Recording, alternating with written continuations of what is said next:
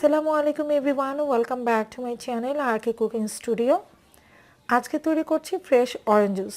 তো চলুন কথা না বাড়িয়ে ঝটপট দেখে নেওয়া যাক অরেঞ্জ জুস তৈরি করতে কী কী লাগছে ও পুরো প্রস্তুত প্রণালী।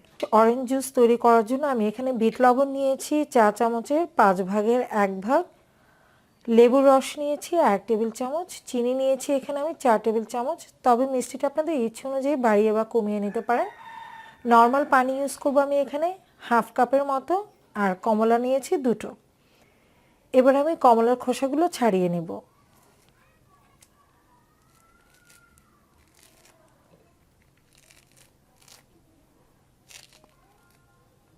ছাড়িয়ে নেওয়ার পর যে সাদা অংশগুলো রয়েছে এগুলো কিন্তু ছাড়িয়ে নিতে হবে।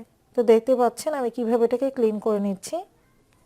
আমি 2টো কমলাই খোসা ছাড়িয়ে নিয়েছি, আর এই কোয়াতে যে বীজ ছিল সেটা কিন্তু বের করে নিয়েছি। অবশ্যই মনে করে বিচিটা বের করে নিতে হবে, তা না হলে কিন্তু ব্লেন্ডারে ব্লেন্ড করার সময় বিচিটা গলে গিয়ে তিতা লাগতে পারে।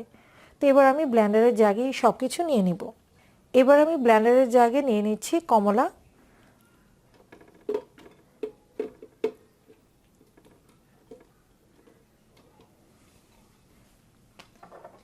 বিট লবণ দিয়ে দিচ্ছি, দিয়ে দিচ্ছি লেবুর রস, চিনি, সেই সাথে দিয়ে দিচ্ছি হাফ কাপ পানি।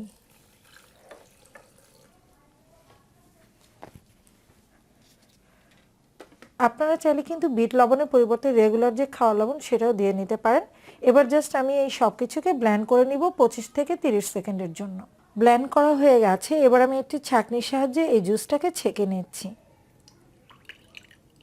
আমি অরেঞ্জ জুসটাকে ছেঁকে নিয়েছি। এবার জাস্ট হালকা একটু ডেকোরেশন করে নিয়েছি। কমলার যে খোসা ছিল সেটাকে আমি রাউন্ড করে কেটে নিয়েছি, দেখার সৌন্দর্যের জন্য, এতে করে দেখতে ভালো লাগবে।